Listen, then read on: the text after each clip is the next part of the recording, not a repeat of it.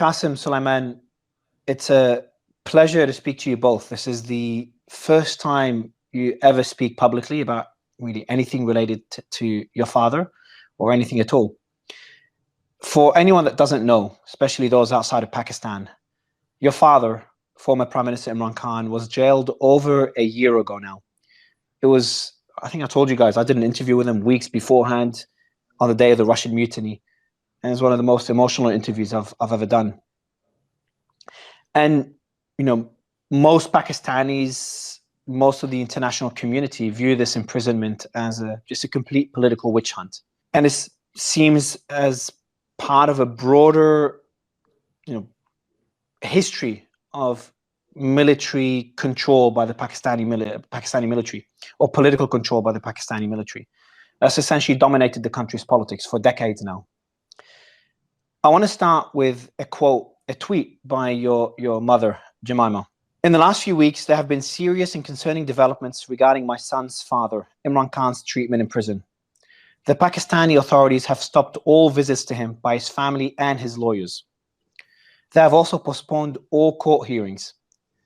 In addition to cutting off in-person visits, and in defiance of a court order, his weekly calls to his sons, Sulaiman and Qasim Khan, you guys, who are British and who live in London, were stopped on the 10th of September. We've received reports that the authorities have now turned off the lights and electricity in Imran Khan's cell, and he's no longer allowed to leave his cell at any time. The jail cook has even been sent on leave. He's now completely isolated, in solitary confinement, literally in the dark, with no contact with the outside world. His lawyers are concerned about his safety and well-being. So that was your mum a few months ago, October last year. Guys, again, pleasure to have you on the show. And my first question is this an accurate description by your mother? Yeah, I mean, completely. We've known for a while that he's gone through periods of having no light in his cell. He's been in there for nearly 2 years, and there have been periods of, no access to the outside world, no access to doctors.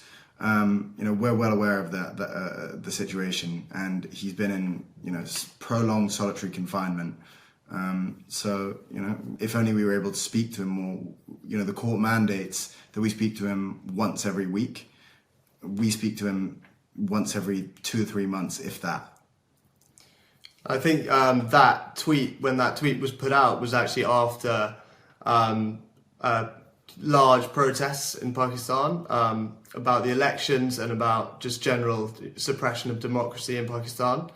And as a punishment, I think they really ramped up those punishments, no light in the cell, no visitors, and so on.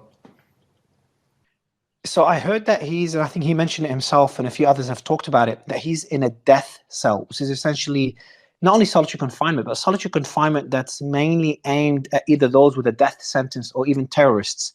He put out a message himself, I think it was mid last year. He said, quote, "I am confined in a 7 by 8 foot death cell, typically reserved for terrorists to ensure they have no contact with anyone." Can you tell me more about that cell and his conditions, and maybe also give us an idea of the last time you've spoken to your father? What we know is that he has no access to other prisoners. He is, alone in there. He's occasionally in the pitch black for prolonged periods. There was one period where he was in there for 10 days in the pitch black, no electricity, no nothing. And I remember when I spoke to him about that, he said the first 2 days were beyond difficult, and then he was able to get into a kind of Zen-like mentality, and what ended up being 10 days, he said it could have been a year. So yeah, the situation in his cell is pretty bleak. He is, one thing I know about your father, he is a very resilient man. You kind of touched on how he's coping with this. Can you give us an idea of how was it in the early stages when you have those calls with him, and how is it today? Is he still as strong? Is he struggling? I can't even imagine being in the dark for 10 days. So he's definitely, that's a very accurate description. He's definitely, resilient. He's probably one of I would say, I'm obviously biased, but he is definitely the most resilient person that I know by a distance. Very, very mentally tough. And he sat, whenever we speak to him, he's as strong as ever. But you know, he's not the type of person to complain about the conditions that he's in. Whenever we will always ask how he is, but he'll always sort of brush off those sorts of questions. He's more interested in hearing how we are. I know he's dealt with it in a way that, you know, is what I think is the right way of dealing with it. Is he just reads loads and loads of different parts of historical literature, religious literature, and then he does exercise. And it's his two things that he's always loved in life. So I think in a cell, you know, it suits him in a way to just be able to focus on those two things. And every time we call, you know, we only get to speak to him for about 20 minutes. And around that time, randomly, the line will cut off.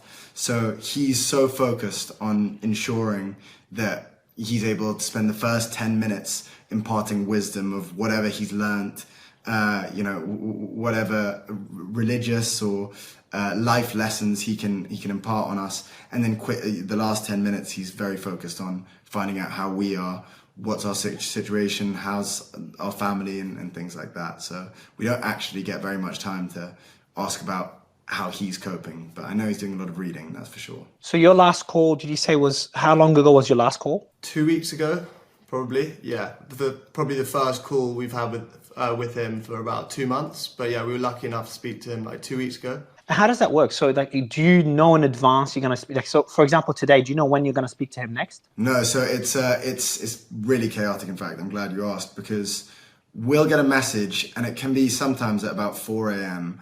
On any day, and it'll suddenly say, okay, call coming at 10 a.m. So we have 6 hours, and if we're not awake through that period, then we miss it, which has happened before, and then we have to wait another 3 months before anything comes about. But usually we're able to, you know, we're quite on it with it and are able to like rush whatever situation we're in. We cancel, you know, for me, I cancel any meetings, whatever it is, and instantly we jump on, and then often we're left waiting for about an hour, and then eventually the call comes through, and then we have about 20 minutes to speak. So there's no protocol. It's a complete mess. It just feels like a torture technique. Why do you think they're doing it this way? Why are they treating the former prime minister of the country, and what I consider to be the most popular man in the country? Like, I get people all the time when I meet someone from Pakistan, a lot of times they remember me from that one interview. That interview had more impact, you know, on you know, people talking to me than any leader I've ever interviewed. Just to kind of give an idea to the world of how popular Imran Khan is in Pakistan. And again, he was the former prime minister, a very popular one. Why do you think they're treating him this way? You hit the nail on the head. It's a technique to try and break him. He's a very, very resilient person, and I don't, you know, he's one of the hardest people possible to break. But all of these techniques, you know, shutting off the lights, leaving him in the pitch black, not allowing doctors to go and see him, making sure that all of our calls are at completely random times and that we might miss them, or whatever, not letting us have our court mandated weekly phone calls. All of this is tactics to try and break him. But he's, you know, good luck, because he's as resilient as they come mentally, and that comes down to his faith. He has strong faith in God. And also he's, you know, always had that kind of mental toughness as well. So it's all torture techniques, exactly as you say. Another thing, wasn't he offered, because he did an essay not long ago on Time magazine, and he talked about being offered the option or a deal that included house arrest, and he rejected that deal. And I think he had demands. I think he wanted some other people related to his family or as members of his political party. Maybe Sulaiman, can you give me a bit more context on that deal? And kind of him rejecting that deal is another indicator of his resilience. So I think that's mainly to do with the fact that there are many of his supporters and his party members and family members who are in prison currently in similar conditions to him. So, and he's very, very principled, and he wouldn't, you know, on their behalf, I think that definitely would have played a part. He wouldn't want to kind of he'd want to be aligned with them. He's always been kind of very principled, and I don't think he'd go against his principles very on a whim. What have you guys told him? Like, I'm just imagining if I had my father or a family member in a similar position, and I'd be urging him, because you guys born in London, live in London, so you're away from Pakistani politics.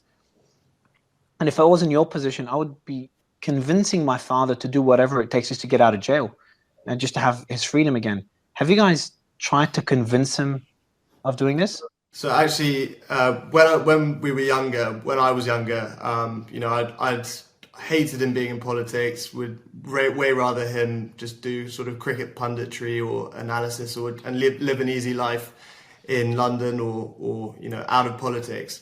But it is genuinely his passion, and you know, and I don't think he'd feel fulfilled if he wasn't doing what he's doing. I don't think he'd be happy if he was just living a kind of easy life in London, or yeah. Because I think if he wanted to be in exile, he could, but he's genuinely. He could easily make a deal. Like he would, if from a political perspective, I'm sure they have certain demands. You know, the easiest one is, and this is me speaking, obviously my own opinion, but him speaking in support of the military, for example, or of the opposing political party. Just one example of many of things he could do to gain back his full freedom.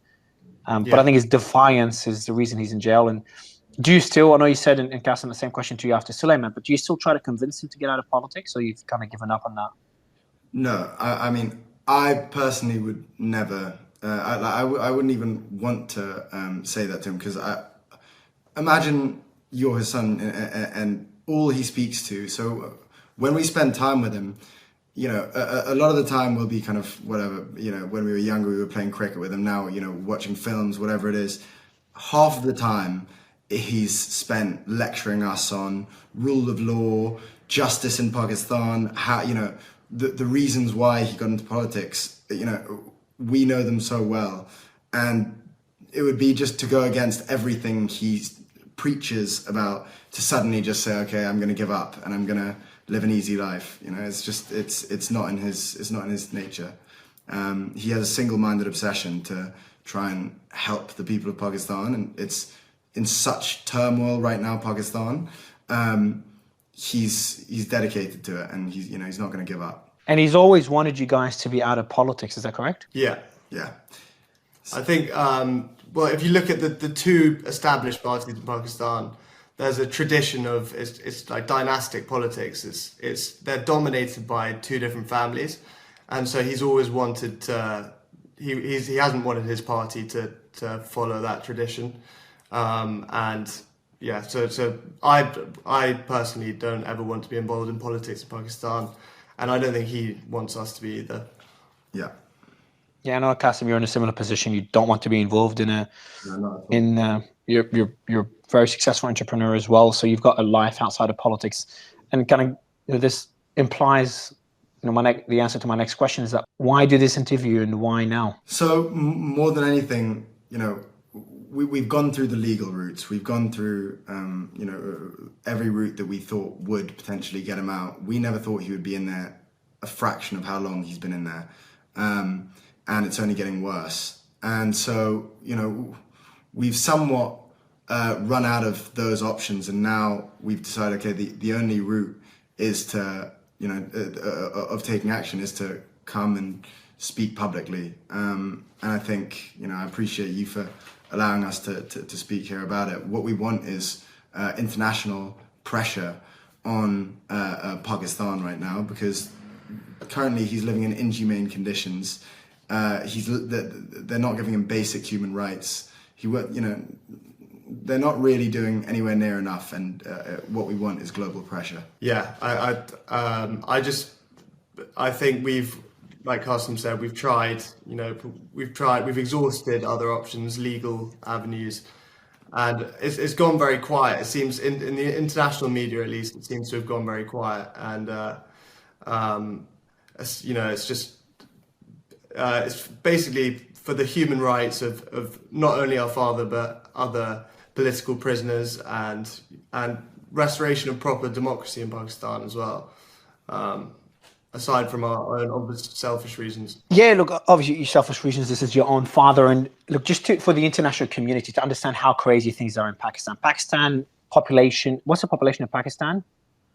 Almost 200 million, I think, maybe over 200 million. Yeah. Massive military power, got nuclear weapons, massive economy as well. Because a lot of people in the world don't understand how massive Pakistan is as a country and a supposed democracy. And this is kind of me speaking my opinion. I'm a big advocate of democracy and free speech. And what's happened in Pakistan, they literally banned X. X is completely banned, cracked down on protesters. The name of your father was banned from TV, radio stations, I think social media as well. Literally, no one could even say his name. I don't know how anyone could call this a democracy. And what's funny is that people would refer Qasim, they would use your name to refer to your father, Qasim Khan, as a way to defy that ban. And the allegations against your father are mind-bogglingly stupid. Like, I understand this is political targeting, but just went way above any red line one could imagine in any democracy. I mean, I've been very critical of Brazil. Brazil hasn't done near as much as what Pakistan is doing. So it's just honestly heartbreaking what your father's going through and what the country's going through. And again, this is me speaking my opinion. And, you know, I know that you're coming on this interview away from politics and talking more about your father. But I just wanted to kind of mention to anyone listening that's outside of Pakistan, what is happening in that country and how important your dad's fight is. You did talk about international pressure on Pakistan. And we've seen a bit of that late last year, and it's kind of quieted down now. I'm not sure why. I want to talk about what Richard Grenell, who's a special envoy in the Trump administration. He essentially openly called for your father's release. I think it's the end of last year, after the elections, after Trump won the elections. He said, "Have you had any contact with it?" Sorry. My question to you first, before I read out his quote: have you had any contact with Richard whatsoever before that quote or afterwards? So we haven't. We're very grateful to Richard Grenell for all the support he's shown, and I've seen his tweets. But no, we haven't had any contact with him personally. Let me read out his tweet. This is Richard on Twitter. I think it's November last year. Watch Pakistan. They're Trump-like leaders in prison on phony charges, and the people have been inspired by the US red wave. Stop the political prosecutions around the world. First, he does refer, and I've done the same when I interviewed Imran Khan, for people to relate to Imran Khan's personality. I compared him a lot to President Trump. They've gone through similar political targeting. Trump emerged victorious. Obviously, he's president now, and your father's in jail. What are your thoughts on Richard's characterization in that tweet?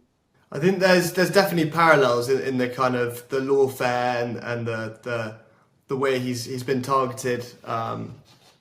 And yeah, I understand the comparison. What about he calls them phony charges. He also says that people have been inspired by the US red wave, and he calls it political prosecution, which you've kind of mentioned already. Would you say this is a fair characterization by Richard? And to add to that as well, what would be your message to others in the Trump administration, including Trump and Elon himself, on what they could do to help, if anything, to help your father? So I think that's definitely a fair characterization when it comes to Pakistani politics. 100%, they're false charges, trumped up charges. Anyone who looks into it a little bit can kind of see that. In terms of a message to the Trump administration, we'd call for any government that supports free speech and proper democracy to join the call for our father's release, and especially the most powerful leader in the world. I mean, I completely agree. I mean, what we want is just the international community to look at what's going on and hopefully take action. And who better than Trump to gain the attention of? So, we'd love to speak to Trump or try and figure out a way where he would be able to help out in some way, because at the end of the day, all we're trying to do is free our father, bring democracy in Pakistan, and just ensure he has basic human rights. Would you be open? So if there's anyone in the world, anyone with a large following or political influence that would like to help, and this is a question I just thought of now, would you like them to just be public about it? Would you like them to reach out to you guys? What would you What would you recommend? What would you ask people to do? Both, I think, to definitely speak out about it. I think that's huge. That would be huge, just to create a bit more noise, because it's definitely gone a bit quiet recently. And definitely, if someone had a bit of we would love people to reach out to us if they have some influence or a potential to help with this situation. I want to read out a quote here from your father, going back to what we talked earlier, because it's not just your father that was targeted. His current wife is in jail. Other family members of his political party have been targeted in different ways. I remember when I interviewed your father, a lot of people within his party were on the run or in different countries worried about family members. I've spoken to many of them privately. I'll read out a quote again from the same essay from your father in Time magazine. He says, "Our social media volunteers, supporters in the diaspora, and activists have had their families harassed and abducted, all in an effort to silence dissent." Have you seen this? Is that true? Have people been abducted that are supporting your father? Yeah, I think it's been quite widely reported that there have been journalists, supporters, party members who've been abducted, kidnapped. There have been reports of people being tortured. I think that's pretty valid. Does that worry you guys? Go ahead, Qasim. Well, no, I was going to say, I mean, Suleiman cautiously says there have been reports. It seems pretty clear, they're giving speeches looking disheveled and suddenly no longer part of my father's party, PTI, and all of a sudden they're, giving up on politics, and, it's pretty clear. Is that a reason? So I know I asked you earlier, why are you speaking publicly now? What's the reason you've never spoken before? And maybe going back and maybe you could describe the early days when your father was arrested. Where were you when you heard about it? What first came to your mind? Did you expect it? I know you already said you wouldn't expect it to take this long. I'd love to know this first, why not spoken publicly before? And the early days of the first arrest and release, because there was massive protest, and arrested again when everyone just kind of slowly quieted down. So we've always been quite private people. It goes back to what we were talking about earlier, where our father never wanted us to be in politics. We were never interested in it anyway. And so it made sense to just live a more quiet life. And that was a good element of living in England, is that we didn't have to live quite so much in the public eye. But I remember very vividly where I was when he got arrested. I was about to give, at the time, the biggest speech of my life for my startup, for Mifu. And I was about to get on stage and speak to about 100 people. And as I was preparing for it was about an hour and a half before, my business partner, I see him go pale, and he shows me his phone, and I see that he's been arrested. And at the time, we have quite a thick skin with this kind of stuff. We've seen him get shot. We've seen him get arrested multiple times. We've seen him, he's sat us down and told us he's going against mafias in Pakistan. We're quite used to this kind of thing. So when it happened, frustratingly, I remember I saw it, and I just thought how trivial my speech is, even though it was the biggest speech I could possibly give at the time. And I went up, and I my head was in the clouds, and I fluffed my lines, but we ended up doing okay. But what really stuck out is, at the time, even though it shook me, I had no concept of how long it would be. I really thought it would be a couple of months maybe maximum. But this time, it turned out it's nearly 2 years now, and he's been in solitary confinement the entire time. It's been pretty brutal.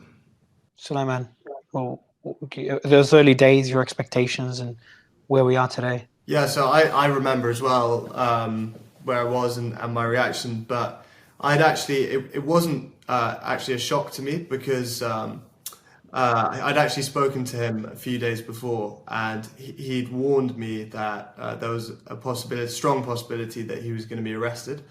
But he'd been arrested earlier that year on the 9th or after the 9th of May kind of protests, and he was released a few days later. So I was hoping that it would be a similar situation, yeah. And I just wasn't expecting him to still be in prison now, almost 2 years later. When he was made that offer, sorry, go ahead, Qasim. I was just going to say, the very night before, just remembered, the very night before I was, it happened, I was messaging him about advice for public speaking because I was so nervous about speaking to 100 people. And then in the morning, funnily enough, he was taken. It's just, honestly, it's heartbreaking what you guys are going through. At first, I also respect, especially considering Pakistani politics, how always kids are groomed to kind of follow in their father's footsteps. And we've seen that in politics for decades in Pakistan. So to see you guys, first, the way Imran Khan has kind of moved you away from politics, so essentially protected you, considering how dangerous Pakistani politics is. And to see how humble you guys are. When we met Qasim, I told you that, I was joking about it, how humble you are in general. And, to see you guys speak publicly now in support of your father, knowing how brutal and aggressive Pakistani military or Pakistani government have been against anyone speaking out in support of your father, is something that I respect massively, and I really appreciate that you're doing this. I do want to ask you the question though. When he was offered the opportunity to go under house arrest to get out of jail, did he ever ask you guys? Is the decision always made, or did he ever ask you, do you think I should accept the deal? Did he ever seek that advice from you guys, or do you know if he's actually asked anyone else in your family about this? I don't think he would ever. I just don't see him taking a deal like that. To save his skin. He's a very principled person, as I said. He's comfortable there as long as his mission is being fulfilled, and I don't think he'll just take a deal while other people are sitting in cells on his behalf, his supporters. I don't see him, running off to his house where he's in pseudo prison. Another thing I think people would be very curious about is those calls you have with your father. You talked about him sharing some wisdom, especially with all his readings in jail and things he's learning. Can you tell us some more? And obviously, I'm sure some things are private, but kind of give all the people that are supporting your father and that believe strongly in his cause and have risked their lives on the streets in the protests last year. How are those discussions? What are certain things? What do you think are messages he'd like the world to know as well beyond your private conversations? So he, one thing, there's a lot of private stuff, obviously, and most of it's about family. But occasionally, at one point recently, he was laughing about how desperate his opposition are getting. With it's not only these kind of torture tactics against him. And he was laughing, now they put me, now I have no contact with the outside world. So when he would sit to see his lawyers, he would say, okay, what's happened in the world? Just very casual. And he's basically just very, very aware of how desperate they are, the censorship. If you didn't know, for the World Cup, the anniversary of the 1992 World Cup, for context, he was the captain of that side that won the World Cup. And in the images for the anniversary, they blurred him out of every single photo or cropped him out of every single photo. So imagine doing that with the captain of the World Cup winning side. And they're that petty. And so he was laughing about that, which is a nice little touch, I guess. They've cropped his image. Sorry, Salim, I'll let you speak in a bit, but I didn't know about this. This is getting a bit cartoonish. So essentially they've got, there's images of the World Cup, Cricket World Cup, I assume. And he's a captain. I've known Imran Khan before he was Prime Minister. I'm originally from Australia, so Australia's a big cricketing country, so I know about Imran Khan well. And as a cricket star, he's obviously in all those images and posters. They've cropped him out. Yeah. So they're not even being kind of considerate or being strategic in their censorship. They're just putting it out there, not caring that they're blocking free speech. Suleiman, maybe same question to you, is like a bit more, those discussions and kind of a sense of how your father is, because he seems, based on what he said so far, beyond resilient, beyond just being strong and getting through it. Making a joke out of how desperate the opposition party is getting. Yeah, well, I'm sure that like I said before, he's not really someone to complain about his conditions. I'm sure it is incredibly tough, like given how small his cell is and everything. But It's 10 days in the dark. It's brutal torture method. Yeah. Brutal torture method. Let alone cutting out contact, and how your phone calls are cut out after 20 minutes. Yeah. It's just disgusting treatment that's left for people that have committed heinous crimes, which obviously your father is not even close to fitting that description. But sorry to interrupt you, Sulaiman. He, on a sort of more positive note, he feels, I think he genuinely feels that he's, in the last almost 2 years, he's learnt more and kind of strategically, he's really developed a good kind of roadmap for what he wants in the future. So I think he's always optimistic, but he sees it as a very good learning experience. That despite obviously how difficult it is. Sorry, I was going to say he's always been a big reader, but now he's had so much time to read about historical figures, leaders of the past, and also about faith, and he believes that he's grown more in these past 2 years than he has in the previous 20, and he said those words exactly. As well as how much he's grown mentally, and he says spiritually as well, he says he has he's been strategizing about what he can do when he's released for Pakistan. So yeah, he's one of the few people who's coming out of it, hopefully, or how he believes is stronger. Do you think he will come out of it?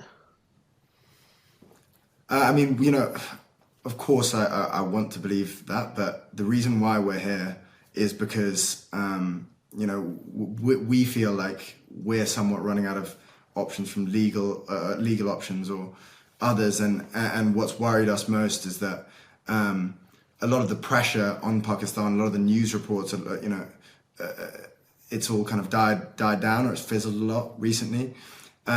So the whole reason why we're here is because we are getting worried. We're naturally very worried right now. And there have even been threats to prosecute him with offences that would carry the death penalty. So, it's pretty. The reason that the reason we're doing this interview is because the situation is getting pretty desperate. We hope. You can only remain optimistic. Does he know you're doing this interview? Yes.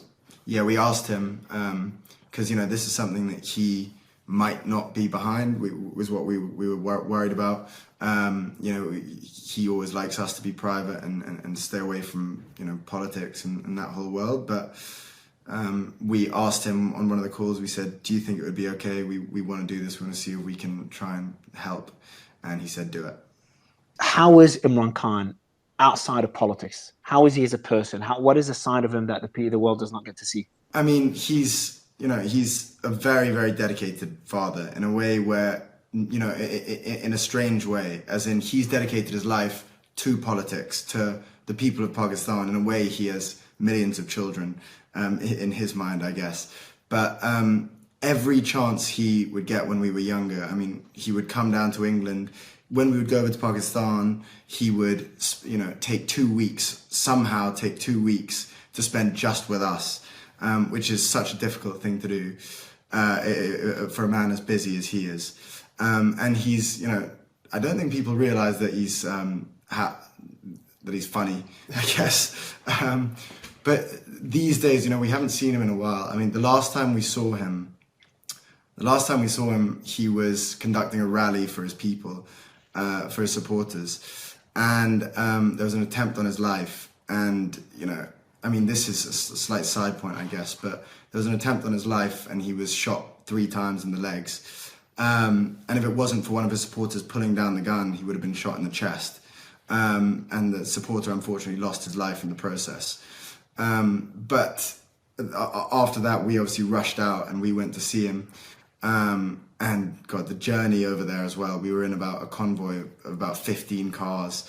We were in a bomb-proof car. There was a decoy car. There were a jammer car for detonators. There was armed militia in front and behind. And as we got to the house, we had to make sure our food wasn't poisoned. We had to stay away from windows for sniper threats. It was so chaotic, and it's, you know, such a stressful period. But that was the last time we saw him. That was 2.5 years ago. That was the last time we were able to properly see him and speak to him. And he was, you know, in a wheelchair with bullets. And it's strange to see him in a wheelchair because he's usually such a presence. He still managed to be, despite hobbling about. But he, you know, that was the only time we were able to see him in recent times. And before then, you know, we weren't able to see him much. But in our early life, he would spend as much time as he could possibly make seeing us. You know, we would see him 7 or 8 times a year for prolonged periods. So it's such a dedicated father, and I don't think people really realize that. You were avoiding the windows because of the risk of snipers. People were checking if your food was poisoned. How do people check that?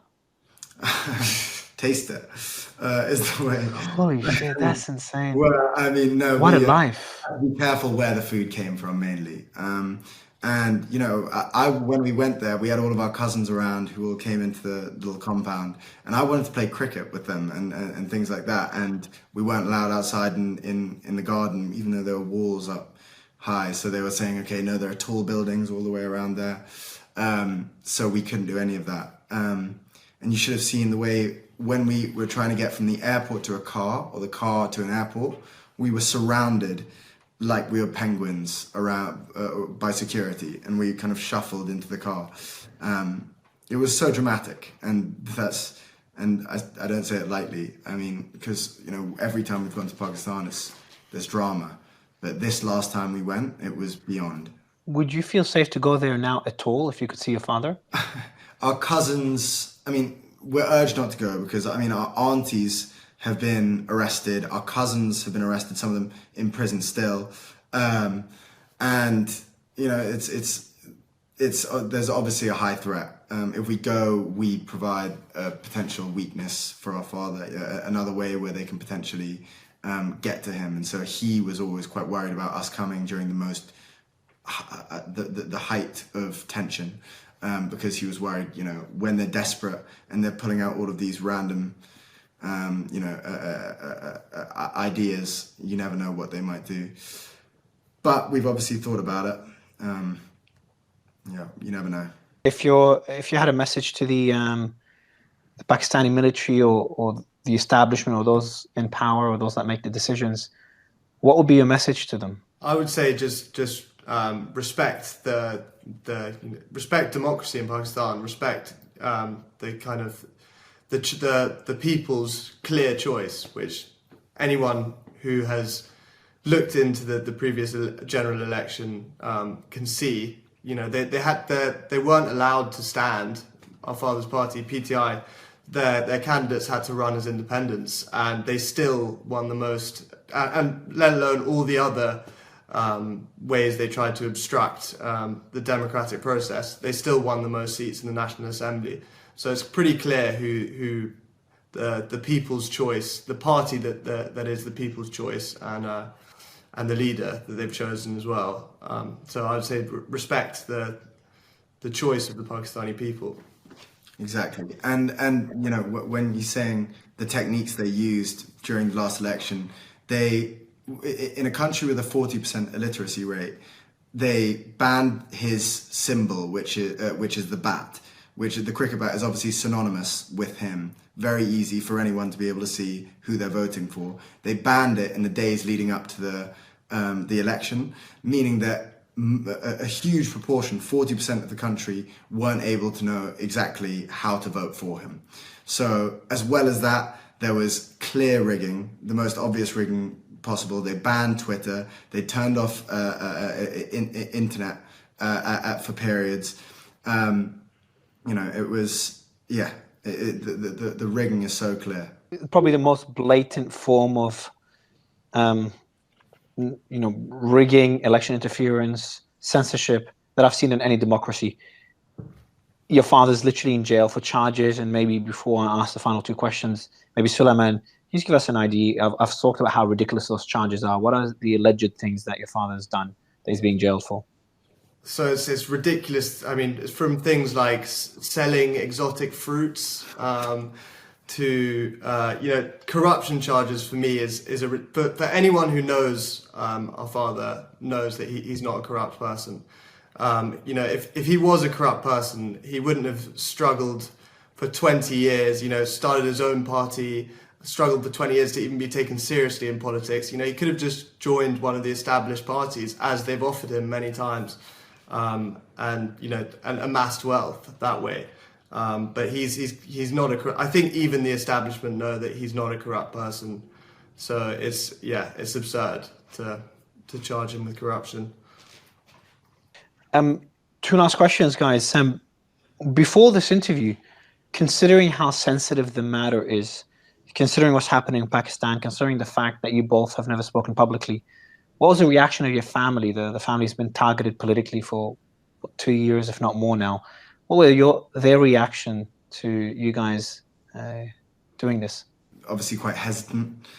Some of them were very behind it. I mean, it's a little bit of a mixed bag depending on who you ask. But I think at the end, what we were able to say, convince them, was that if there's a way that we can help, and if there's any way that we can try and get him out of prison, whether that's pleading to the international community, speaking to people like Trump or whoever it might be, if there's any way that we can make a slight difference, it's worth doing. So we're happy to show our faces publicly for this. My last question to you guys is: you've spoken to your father 2 weeks ago. If he was doing this interview somehow, so we sneaked in a camera and did it live without the guards knowing, what would he say to anyone listening? What would be his message, especially to the people in Pakistan and to the people of the rest of the community?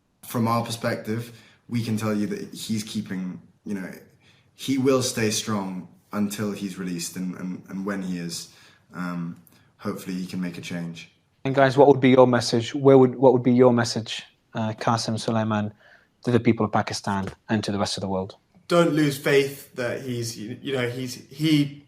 I can tell you has not lost faith. He hasn't given up. He's not just sitting in his cell kind of twiddling his thumbs.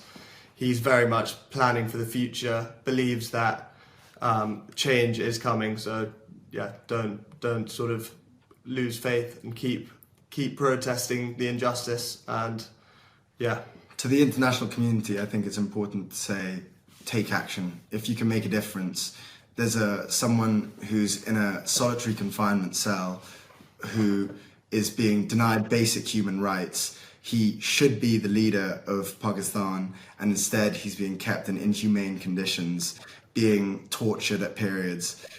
So if you care about human rights, this is paramount. This is number one on your list. Anything else that I missed in terms of what he's going through? Because I think it's very important to highlight this to the world.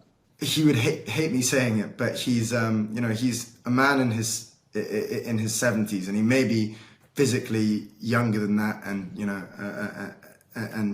he may be physically very strong.